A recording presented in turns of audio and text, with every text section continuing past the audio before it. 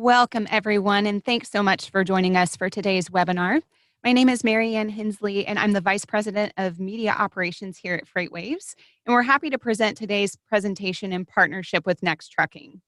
Today, we're going to be exploring data in drayage, specifically how data can provide real-time insights into the drayage process to help overcome inefficiencies and drive greater visibility and maximize profitability.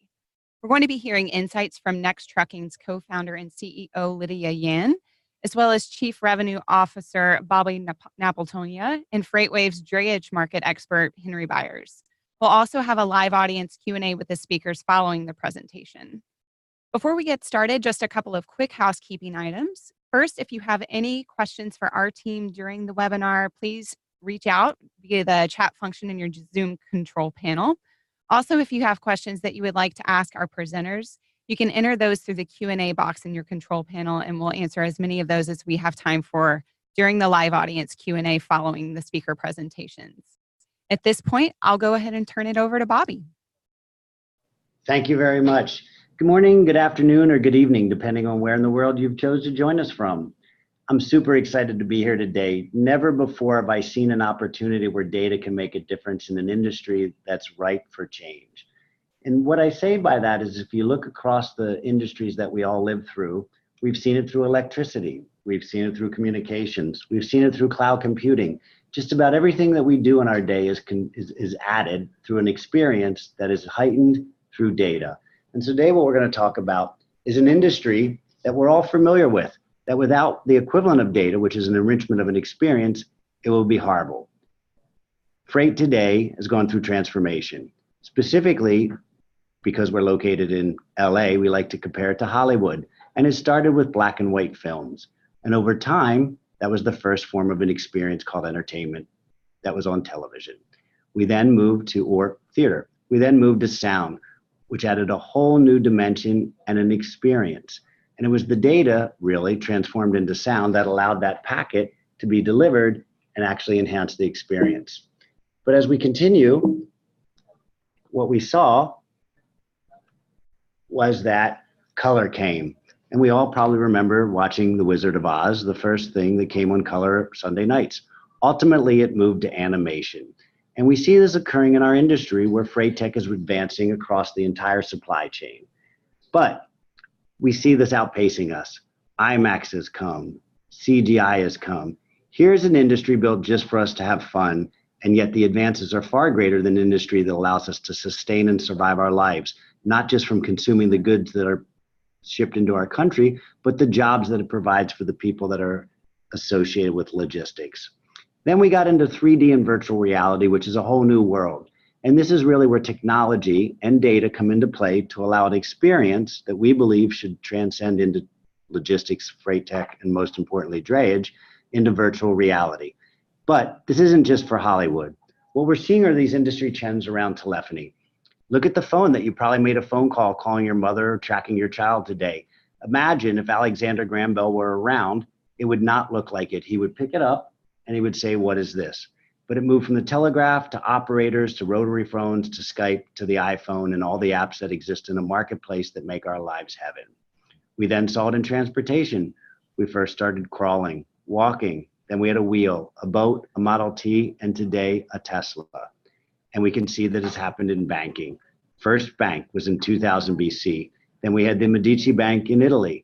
And then we had Diners Club, Ally Finance, and today even folks like Zillow can provide banking on the spot when you see a home that on your phone that you like while you're standing in front of it. And the data that powers the ability for you to purchase that home is what makes this a powerful experience for all involved. And now we're seeing it in freight tech. It too started with a wheel, then it went to horse and buggy, and then it went to technology. And that technology was powered by IBM and an AS400, and it got stuck. Imagine if we were stuck with black and white film with just sound. How would our life and day be like? Well, today we know that's like everything that happens in drayage. So freight is built like on a Diners Club card. It's good, but it's not great. And we believe that it's time for a makeover. And that makeover starts with you and the industry accepting what we're terming the new norm. And this new norm has transcended across every industry, and now it's time for freight and logistics to take it. So we believe and we know that drayage is one of the most opaque, inefficient segments in the American trucking industry, dominated by small, undercapitalized carriers using yesterday's technology. Well, the intent is great. The technology that they've been given is almost an immediate failure from the start. And that's why we have things that are called pain points. And we know what those pain points are because we hear about them every day. And if you're on this webinar, you probably feel them every day. And our goal for you is painless freight. And we know that we're capable of delivering it because today we ship everything from Apple to Amazon to Walmart to Wayfair and all that letters of the alphabet in between. And the pain points range from the mega ships that are stressing the existing port infrastructure, mandatory appointment settings so that we don't have congestion, the chassis catastrophe specifically here in LA, which is one of the worst debacles in transportation history. And then of course the ELD mandate, which is aggregating national truckers, creating a shortage, but is well intended to make it safe for the American people to be on the road, knowing that drivers are really being contained in how much they do. So why does data matter? Data matters for a lot of reasons, but before we get there, we should talk about the pain points continue to go on. And just this week, I was on a tour of the Oakland port, and I learned about a new pain point. And what I understand is that every day a pain point's uncovered that people suffer and just have no way of surfacing it. And these today range from dispatch errors all the way to what I learned, which is berthing time a ship stays out of port. And for every hour over, how it cascades and that domino effect is terrible for all involved. And so why does data matter? It's for a common good. Collecting and sharing data on drayage shows us how to maximize the efficiencies for all players. And what we really believe and know is we need a data consortium, just like you get for your financial scores that allow you to purchase a house and standing in front of it for an application you never filled out except for when you find what you want. So we believe with data, sharing, and actually making a system available through technology that will have no missed appointments, no waiting in line, faster turns which will equal more revenue and reduce charges, less stress on port infrastructure, increased driver safety and capacity, and end-to-end visibility and greater shipper confidence. What this really means, and our goal here at Next as a driver-centric marketplace, is that every trucker has the opportunity to earn a wage and a living that will allow them to not just survive, but thrive. And by doing so, you're going to see some unique things we'll be rolling out this quarter that make us the only driver-centric company that cares truckers first.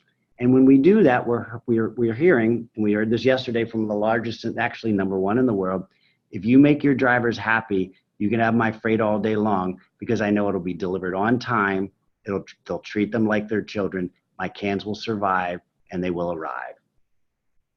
So, an international port drayage move involves multiple stakeholders: the ports, the steamship lines, customs, truckers, container owners, chassis owners, shippers.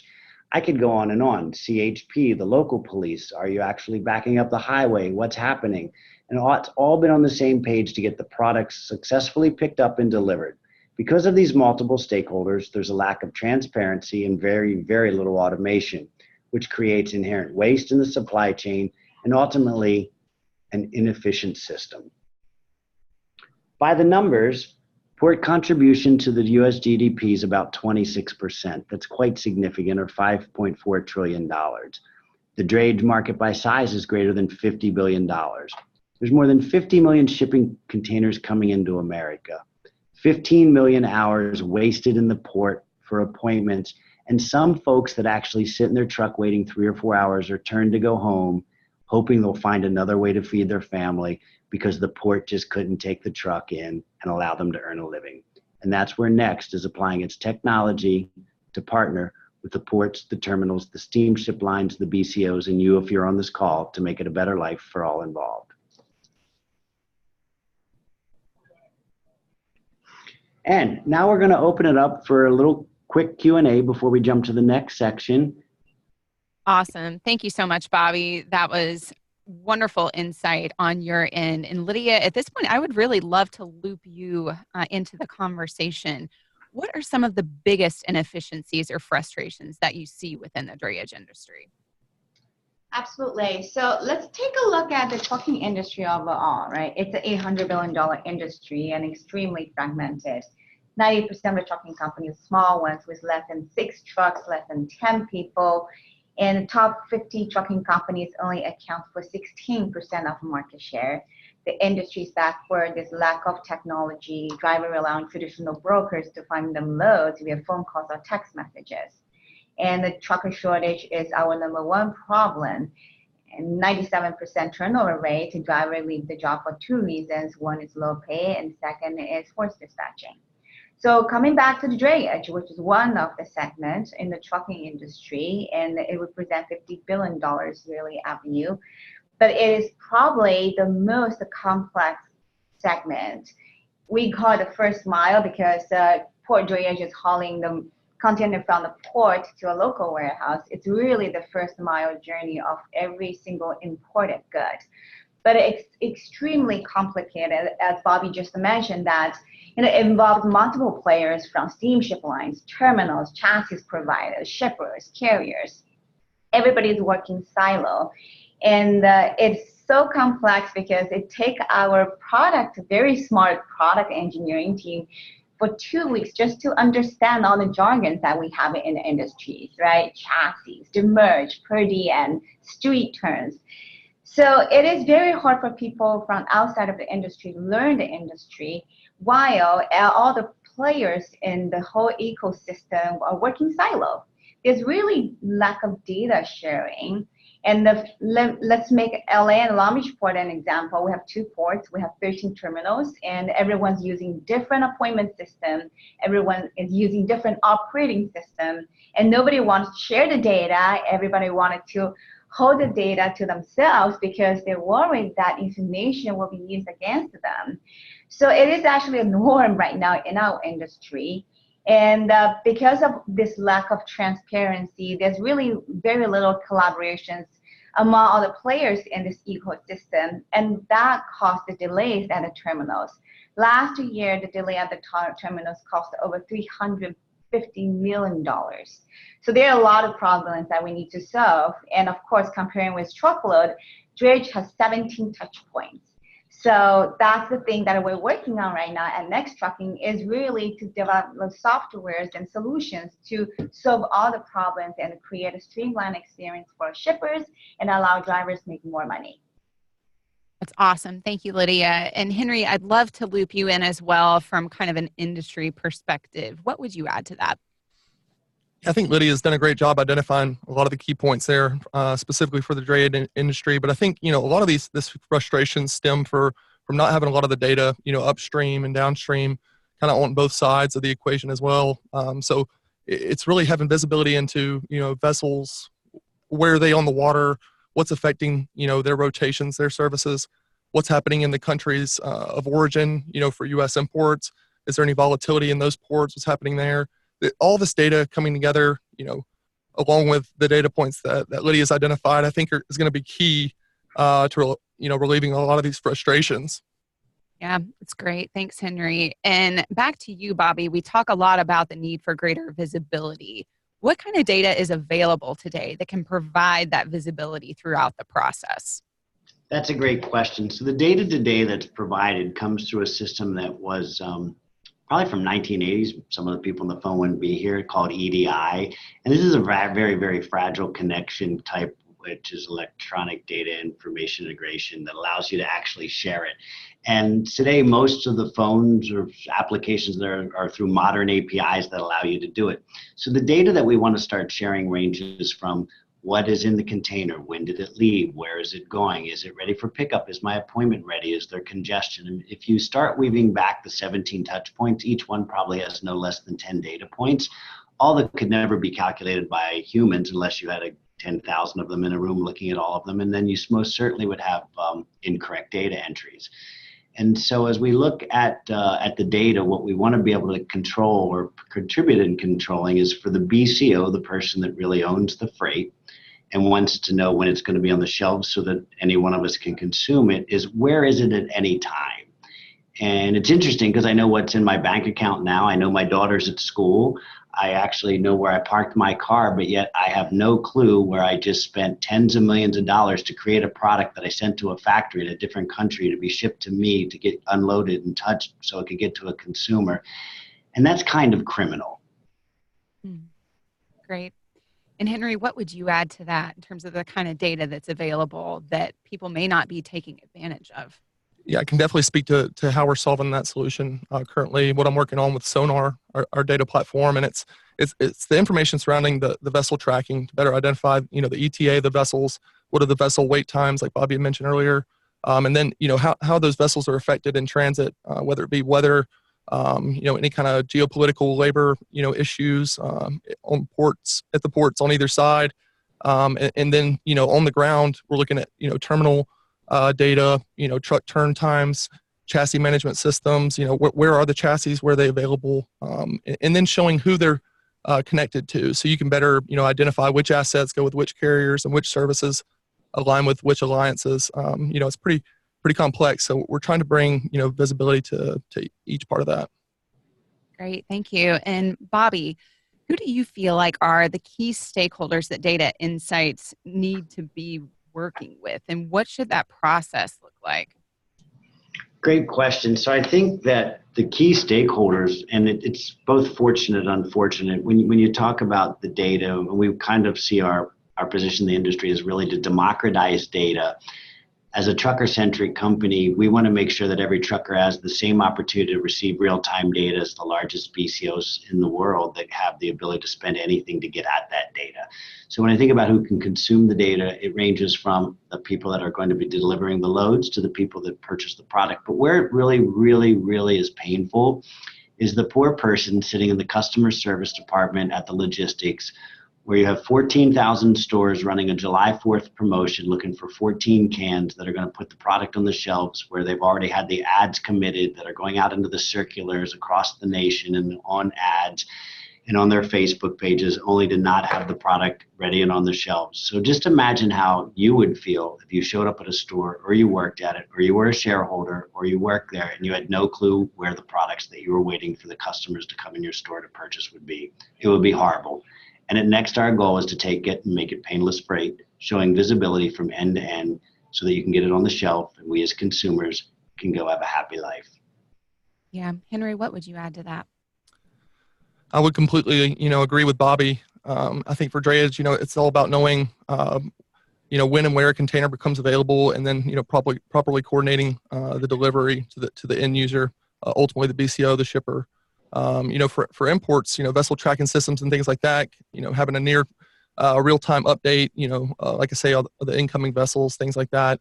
That data needs to be with all the providers downstream, but also with the shippers, and just, bringing that together in one central platform would mean the world, because, sharing that information is critical to making sure, it's more efficient.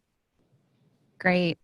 And back to you, Lydia. How have you seen data and technology used to make meaningful decisions that really impact a company's bottom line? For sure.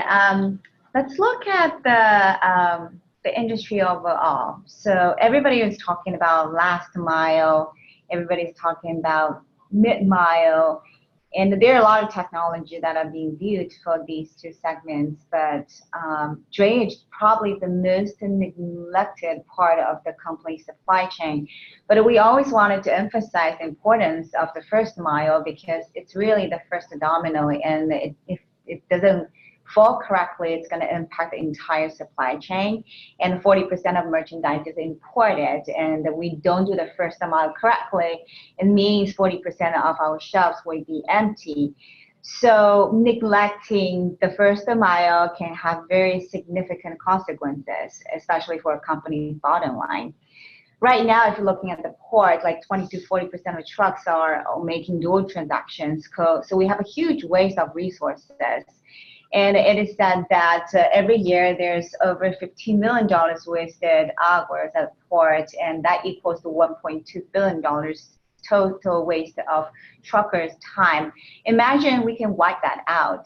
So from our perspective, we started with, how we can make appointment more intelligently, how we can better plan the trips and for the drivers, how we can better manage their time, increase the turns at the port, increase the number of dual transactions, and a better match drivers' trip with their preferences, and also with empty returns, and how we can help terminals reduce congestions, and how we can manage chassis to avoid unnecessary trips. So there are a lot of projects that we're working on to really utilizing data to help terminal decongest and make drivers' life better. Thank you, Lydia. And Henry, anything you would add to that? I think, certainly, I've seen companies, definitely increase the efficiency around their drayage moves, by leaps and bounds, adopting, the proper technologies, because it helps them understand the process. It helps them understand, and be able to keep, track of key performance indicators and metrics surrounding, the drayage process. And if you understand the data and it's clear and it's, in a way that can be easily interpreted, it enables you to, have the largest impact, by knowing where to go first. So, by having a clear picture of what's going on and how each, segment of the drayage process is performing in your operation, and it enables you to really hone in on where can we improve. Most certainly. If I could add there, those are all the front end forward looking. I'm looking out of my windshield. And what I've, in my 4th month now in this industry, recognizes that we suffer from iceberg pricing costs, where what you see is not necessarily what's ahead of you and what's below the line. And I really assess that and say it's really around the equivalent of blockbuster late fees. And if you think of the efficiencies that put a company out of business, that ties back to the video that we show where Netflix came and all of a sudden changed an entire industry because we as consumers were all tired of paying late fees. That's no different than demurrage, detention, accessorials, and I could go down this crazy list of things where you get piecemealed on pricing. And if you had the data to more accurately manage your business, you wouldn't have things. Like most of us probably went to a library and had to pay a late fee for a book, which was 10 or 20 cents. And we're talking about the tens and 20s and $1 million. And the BCOs that I meet with this year that will be honest and say, last year I spent $4 million in blockbuster late fees and I didn't even like the movies I watched. Yeah, absolutely. And Bobby, if I could get you to continue a bit, what are some initial steps that companies can take as they work to achieve greater visibility and efficiency? I have a very simple answer. You can send me an email at Bobby, B-O-B-B-Y, at nexttrucking.com and we'll solve your problems. Great. Henry? Well, you could really, no, that's a great question, but that is also the real answer to be truthful, is that we sit down with all of the stakeholders and are trying to truly better understand the technologies that we're building. And it's interesting because I think a lot of times I open up with, we come in peace. And I try to equate it to something we consume all day long, which is electricity and energy. And I worked for a company where we were able to ensure that you never had to build a nuclear power plant in your backyard because we could take the data from the smart meters and turn your pool pumps off for 1 hour, not affecting anyone's life. And it can save enough energy that you would not have to build more power plants. And that's pretty powerful. And we believe that data will have the same type of impact here. And so by reaching out to us, and truthfully, we are launching a customer advisory board. We meet with our truckers on a regular basis. We have a great new office here in El Segundo where we have open houses for everybody to come in and see that the new norm doesn't just start with us talking, but us showing and us sharing. And it was interesting. I was reading an article today about how automation and technology is going to unfortunately kill the ports. And I say to myself, imagine if that would have happened to Silicon Valley, if automation, then that would not be the most fertile ground in the world where some of the best technology, or if you look at parts of China where they say, we're going to start by looking at the pain points achieved. And so I believe we will create more jobs, more safe jobs, and better opportunities for people in freight to move into the freight tech space. Great. Henry? It's a great question. I think the number one thing a company can do is first look at your providers. Are your providers, capable of processing, the proper data and getting the actual insights out of their data? They're going to allow you to make your overall, operation more efficient. If a company can't, query their database properly and give you, key metrics around, what your costs are, what it's been on a lane, and have those, whether it's quarterly business reviews or whatever, the ability to do that and interpret that data. And then secondly, to be able to transmit that to your system and make that process smooth, whether it's APIs or, the old industry that this industry seems to be using EDI. But neither here nor there, exchanging that information, and that enables you to kind of as you're, scaling your own system, at least your providers have that capability. It'll allow you to make that transition much easier. Great. And then one more for you, Henry. How do information sharing and collaboration around data affect the relationships between stakeholders? I think it really helps to build, higher levels of trust between the stakeholders involved in the Drayage process, with a greater level of transparency in each individual piece of the Drayage process. Stakeholders can analyze, the historical data and utilize those insights. They gain to maintain, the key performance indicators, and then benchmark how each of those stakeholders are performing, in their particular task within that process. Through sharing of that type of critical information, stakeholders can agree and define how each part of that process should be managed and who's responsible for each process. That chain of accountability is critical because it really enables those stakeholders to identify what went wrong when an error occurs, and not have a he said, she said type of situation where it's hard to interpret where that process failed. So that's what I would say. Great. And Bobby, Lydia, anything that you would add to that before we move on to the audience Q&A? Yeah, I think beyond trust, there's a little bit that falls into it where I believe we call it our 3 T's here at Next, which it starts with trust. And we think the cans are like kids. And therefore, when we look at them, we should treat them with the same type of respect and like it is a child. The second is teamwork. We know that things will go wrong. We do live and operate in the most exceptionally based industry I've seen around the world. And then last is transparency. We have to be honest with each other if we want to solve the problems. And a lot of this opaqueness, and that's an opaque word within itself, is because no one wants to be transparent. And here's the sad part.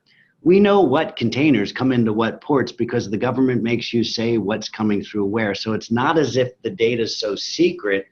And so why keep it a secret of how you get it to where it needs to go and what are the problems and issues you're encountering along its journey? Yeah, great.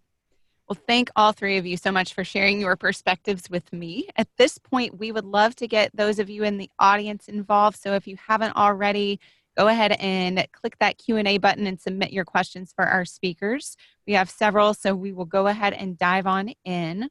This one directed at Next. If you could just talk about what role you think the other data consortiums, like the one between Maersk and IBM, play with what Next is doing in Drayage. How do you see them working together?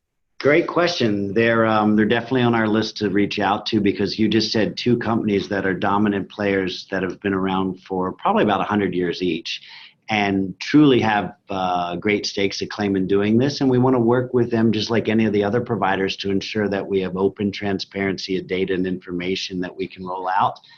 And so we are a come one, come all as it relates to data sharing from that perspective. And then we also have perspectives of if you build great televisions or you build great microwaves or refrigerators, you probably shouldn't be in the data business. Or if you build great spreadsheets, you should not be in the logistics business. And so we believe there's a time and a place for everyone. And that's why we at Next are maniacally focused about truckers first. And then that makes the BCOs happy. And we're going to create a new norm, which is data sharing and openness for all. And by doing that, we know we'll win. Great. And next question. It looks like this one's coming from a dray service provider. It says, how do you engage with carriers? And what are carriers needing or expecting from dray services providers? That's a wonderful question. And whoever did that, I would love to speak with you. And I don't just mean that. We're growing our partner ecosystem, which will range from IOOs. And if any of you haven't seen, I'd encourage you to go look at Kevin Luke, and you can watch his video on our site. And this is a gentleman that, by embracing us, has actually had his life change and went from living in a truck to now being an IOO of three trucks and growing his family, his life, and his career up to the partner carriers that are wondering, who are these big monsters that are going to come in and disrupt and put me out of my business? And so for the partner carriers, we'd like to say to them, listen, if we can tell you how, or work with you, not tell, how and where to pick the can up, you could probably have 10 to 15% of your operating costs go away, because we're investing in technologies that will allow you to wake up And on a Saturday, see that your 1 truck, 2 trucks, 20 trucks, 50 trucks can have a whole week's worth of work, and that every trucker, if they want, can make $5,000 a week. And my goal is I have 100,000 truckers in America doing that so that we can change the lives of the people that deliver everything around us today. Great. And we've got someone asking for kind of a real world example here. Do you guys at Next have any examples of maybe some business cases in terms of how you use gathered data to help improve a process for one of your partners? Most certainly, and that's a great question, because one of the follow-ups for the webinar for all the attendees is we're going to be publishing a one-page white paper on how data can help you, and everyone will be receiving a copy of that within a week. Awesome. Thank That you. way they don't have to say, I don't remember what I heard. They're going to get to read what we are doing. Great. And Henry, I would direct this one to you first. It says, I'm trying to figure out the detrimental impact of ELD regulations as it aims to improve hours of service for truck drivers. And we're hoping to have a trucker-centric industry. Can you shed some light? Yeah, I mean, I think it's, a bit of a two-part question probably. One's the truckload piece, referring to, van, truckload, long haul, type of situations. Drayage is interesting because a lot of these moves happen within, 150 miles, and, that they're not held to the same requirements for the ELD. But, I think when you're looking at long haul, certainly has it impacted, service of hours, how many hours you can operate and how fast you can make deliveries. I think certainly, but at the same time, I think it is responsible to, have something in place where you don't have drivers out, on the road. Here in Chattanooga, there was a really horrific accident, and it was before the ELDs, and it was as a result of the driver not having enough sleep and running over hours. So I think it certainly, it may be detrimental in some regard in terms of, it may play into how you go about, operating your business on the drayage side, because you may only make moves within 150 miles versus, over 150 miles. But, I think overall it was meant to be a good thing. And it certainly helps with the telematics data and processing truck times and turn times and things like that, which really helps us bring visibility to the overall process and deliver that data, through things like sonar to those terminal operators and say, hey, this is what's currently happening on the ground. This is what we're seeing in the data, and this is what we're seeing outside of your facility in that same data. Great. Thank you. And for next here, Bobby and Lydia, it says ports and terminals with air quality improvement goals are increasingly trying to upgrade the drayage fleets that serve them through cost sharing for truck replacement and or mandating more recent engine models. Can Next gather and share any info on the trucks using the system to enable drivers to take advantage of financial support for upgrading their trucks, or expedite approval for entry at locations where old trucks are banned? All right, there's a lot of pieces in that question, so maybe we can unpackage it into different areas. Is that fair? Yeah, sounds great. All right, so first and foremost, yes, the ports are putting mandates, and each port has a different mandate, and it's really around the Clean Air Bill Act. And what we're seeing is different ports are actually instituting semi-different systems, but all along the same goal. And so we here at Next are all about having a clean port. And what we found is that a lot of the drivers won't be able to actually purchase new vehicles. That won't allow them to get into the port, which means they have no need for a TWIC card. And so we recently invested into a piece of property close to the port, and we have a product that we offer called Relay. And this allows Next, who has invested significantly in about 100 trucks, to allow us to go ahead and drain the swamp, the port, pull the cans off site, so that any driver that may not have a clean truck that's port accessible can still earn a living by picking up loads that don't require them to have the vehicle that's being mandated. So we're really investing in making sure that they continue having their life. And as government standards may ease up, we're always looking for ways that we can help the IOOs grow their business. And my personal hope is that it follows the trends of the technology industry. And much like companies like Microsoft or Salesforce.com or Oracle or SAP have ecosystems of partners that have been able to grow and thrive and create industries and families that have great lives, spills over into this industry where unfortunately it appears we're treating truckers unfairly today. Yeah. Absolutely. Henry, for you, it says, do you foresee ocean containers ever having GPS tracking to help with tracking and tracing of our shipments? I'd say absolutely.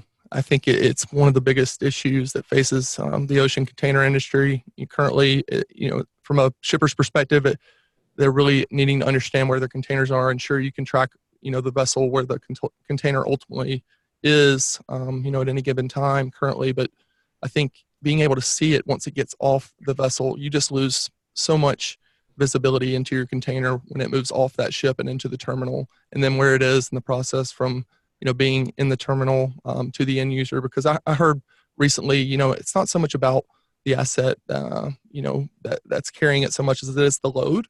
So you may see more of the loads, meaning like the pallets or something in an IoT device on the pallet or within, the packaging that will be able to tell, about the load at any given time, and not maybe specifically the container. But I think from an asset management point of view in the steamship lines, I think it's going to be critical that they're able to identify where these containers are available, because, things like street turns, and I don't know if you're familiar, but, when you go to deliver a container, that normally returns empty back to the port, but there could have been someone, next door that could have had a load that may have gone in that container. So, having that type of visibility into where any of these are at any given time, helps it kind of keep pace with what's happening in the truckload industry with load matching, and reducing deadhead miles and wasted miles and carbon emissions and things like that. Great.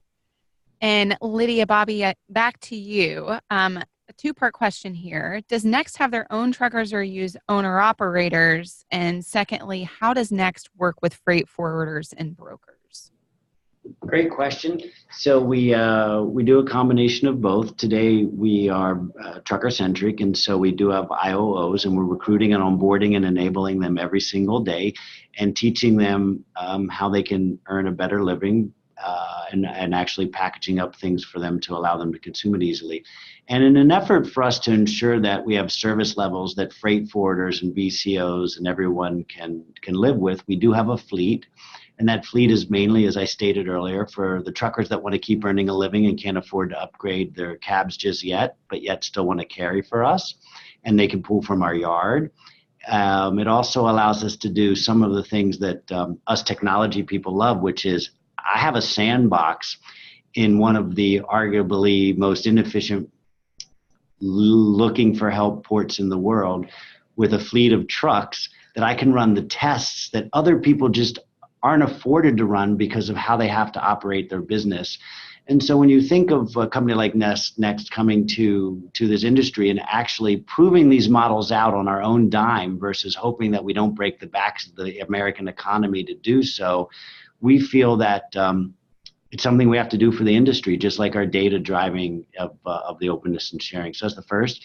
And the second is we work with freight forwarders all day long. And I know that everyone on this phone knows what they do. They remove the pain from the people who don't want to deal with it. And we've seen that in technology with outsourcing, and ultimately led to cloud computing. And so just yesterday, we spent the entire afternoon with one of the largest in the world talking about how we're going to grow the business together and solving the problem specifically for drayage. And it was funny that you said that, specifically matching the matchbacks for export so that those cans don't need to have GPSs because they're not lost in the wild. They're actually being accounted for because the data will tell me where the can went, where it was left, and why it wasn't returned. Great. Next question. It says Canada has instituted a freight fluidity concept to track movements within its freight network across roads, rails, ports, etc.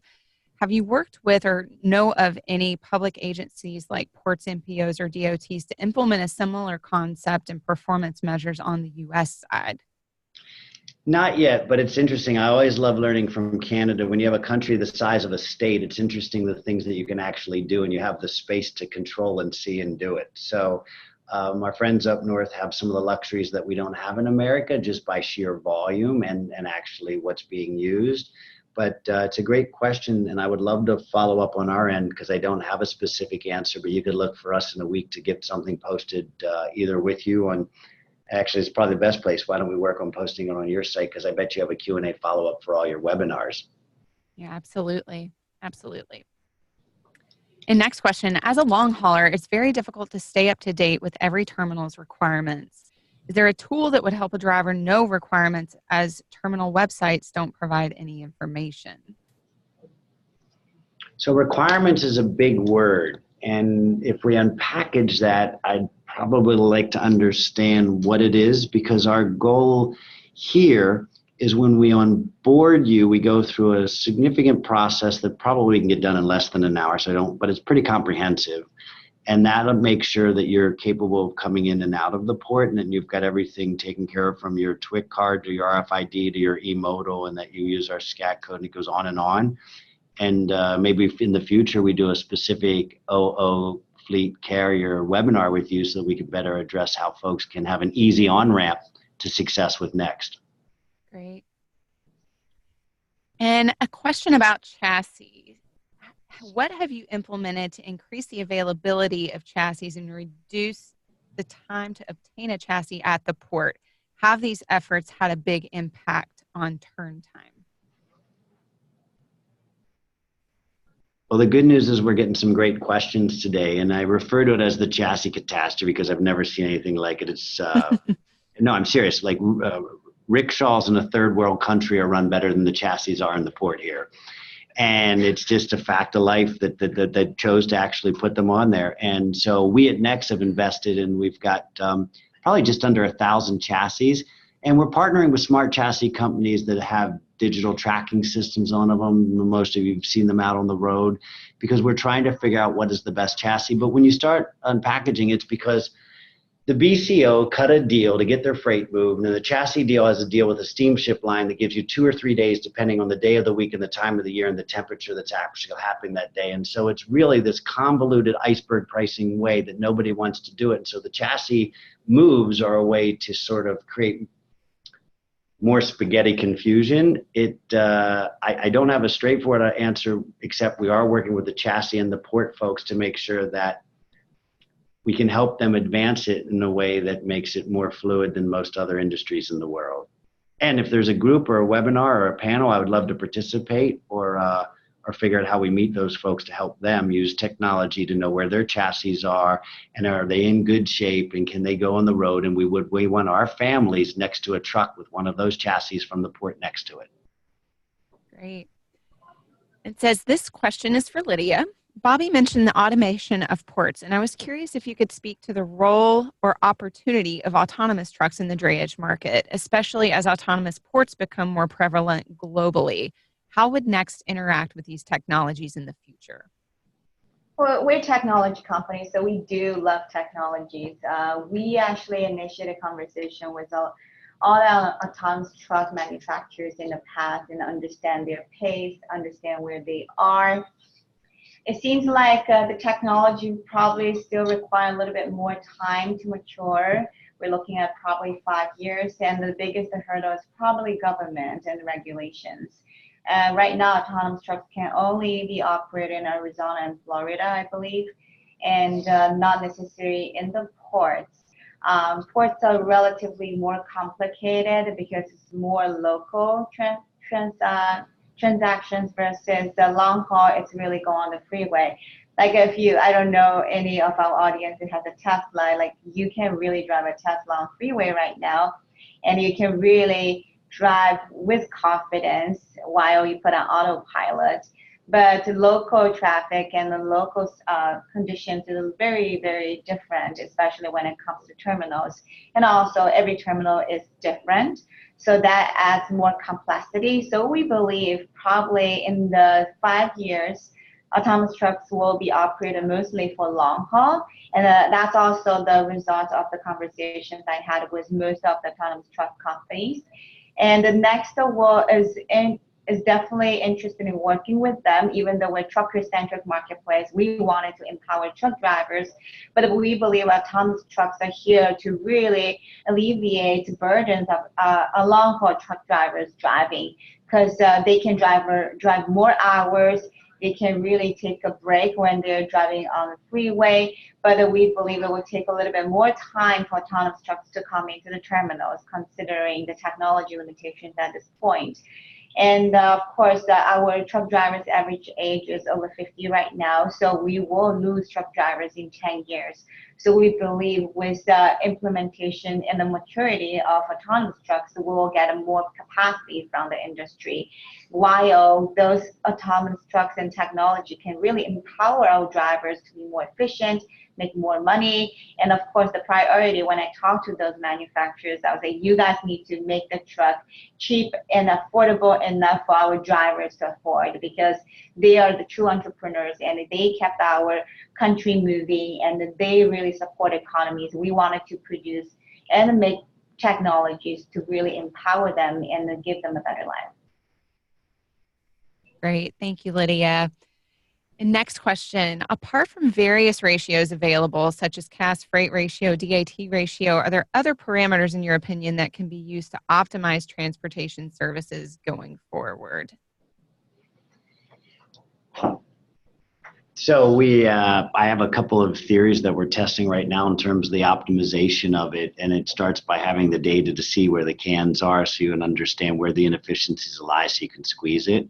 But I think more equally as important as you look on that theme is when you embrace technology for the good, you figure out how it actually straddles across most areas, and not only will you get safety with better efficiencies, but better outcomes for all involved. All right, Henry, anything to add to that? Yeah, I think that's one really, what we've been working on, and what I think Sonar, really does, well, is enables you to look at things like CAS and DAT and overlay that, overlay other, key indicators that we've identified, whether it's, truck wait times, whether it's ocean freight, China to North America for a 40-foot container, things like that, and enable you to see, what correlates, what can, help me better identify, leading indicators of whether it be, rates going up in a specific mode or, an overall, global economic downturn, things like that. I think, having the ability to benchmark your data, what we're working on currently is helping, our customers better, utilize our API in their system so that they can use it in their own internal language that they understand, or, we can help them digest it in ours, and we can display it in our own system so they can interpret it. So, I think it's definitely important to be looking at how all these things correlate and how all these modes, whether it's intermodal, ocean freight, truckload, LTL, how they all work together and how they affect one another. Great. Thank you, Henry. Yes, to add on to that, which is why we believe ultimately a marketplace will rule, and it will be a supply and demand. And the easiest way to look at that is around liquidity. And if any of us have ever been to ranging from a flea market to a store where you can barter and bargain, you can get what you want based on what you're willing to pay and what the others is willing to sell it for. And that truly will be at scale in a marketplace where you use the next platform, and we can do two things. My goal is peak 365, which that every day we have steady state freight and we keep the economy and the world moving. But to get there, the data sharing and the flowing, so we don't have last year's tariff glut slamming stuff into warehouses that overbulge it and make it overly inefficient on the back end. And so what will be interesting is if I can break it down into each mode and what it will take to get that moved, market dynamics will dictate higher or lower prices based upon the availability to deliver, right? Just like you get surge pricing when you go to get into a vehicle when you get out of the airport because it's that late at night and they don't want to take you just 5 miles away. Sure, absolutely. And then they cancel on you 3 times and it's now midnight and you're at LAX wondering you should have just walked home. Absolutely. Next question related to blockchain. It says, does blockchain dovetail with the strategies you're advocating? And what is the realistic impact of that technology as it relates to drayage? Well, we're not blockchain experts. There's plenty of those around the world, and I would probably defer for that question to be answered by one of them, which aren't in this room. Blockchain is just a ledger that allows people to track things that were going on. And so I would probably kick it over to FreightWaves' perspective, how blockchain would do it, because we're really not doing anything with it today. Yeah, we have the Blockchain and Transport Alliance. It's really, bringing together, nearly all of the players in the transportation industry to create a set of standardized, processes and how's, blockchain ultimately going to be rolled out. Because I think I'll go back to the IBM and Maersk, question in terms of, what they're working on. I think is important for the industry in terms of, like Bobby mentioned, efficiency and tracking and, making sure that we can exchange data and proprietary data in a way that, we can both understand, but it's not disclosing anything that we would rather, keep private. But we can't go off and do this on our own. We have to make sure that it's an industry wide.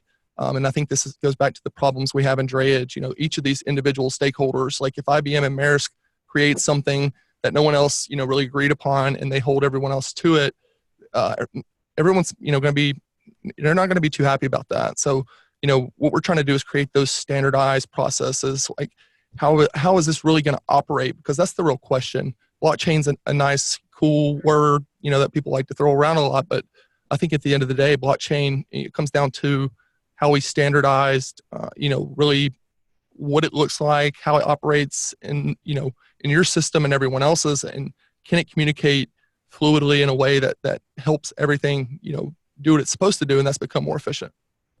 Just wanted to add on what Henry just said. We believe like blockchain, it is a buzzword right now, and everybody wanted to get a piece of it. Everybody's really looking into that technology, but according to, we just heard Bobby's presentation, like trucking industry is a dinosaur industry. We haven't even shared the data yet. So I think what we need to do right now is really to encourage all the players in the ecosystem to really lay out the data. Let's make it more transparent so we can really adopt new technologies. But before we can fly, let's crawl and walk. Excellent point. Excellent point. Extremely interesting. And if you were to draw the parallels of the names you mentioned in blockchain, and you then look at the themes over the last 2 or 3 decades of driving them, and that's how open source really became synonymous. IBM got behind it and made it okay, which is interesting because IBM made all their money from selling the software that was not open source. So they actually ride the trends that dictate how the rest of the world, and then they make it a reality. So what you're seeing with Maersk and IBM, I believe, is the beginning of what will happen. Whether or not it has blockchain will be yet to be determined. Yeah, great. All right, next question, short and sweet. Is Next a dray carrier? We're Drayage marketplace.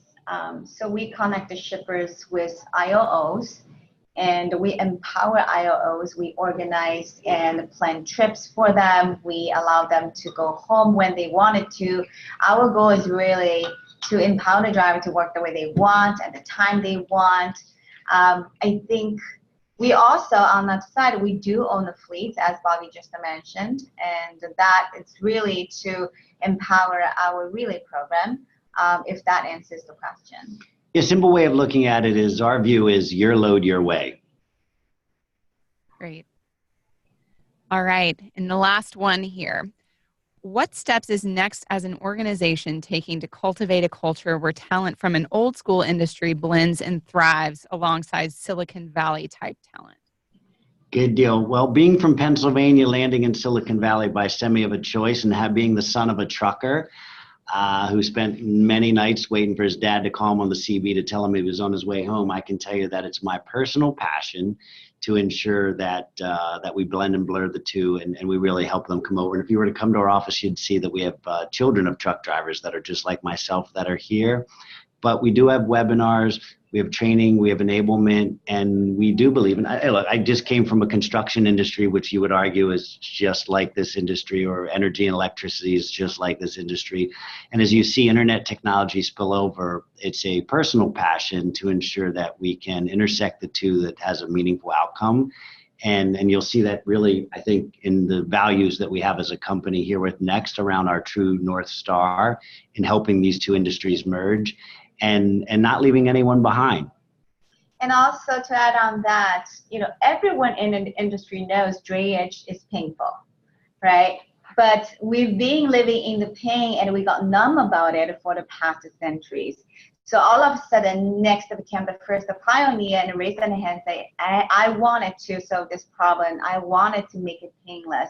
I wanted to best the people who truly believe in what we're doing. That's how we attract the best talents, not only from Silicon Valley, but also from the industry. We download knowledge from our industry focus. We make it better.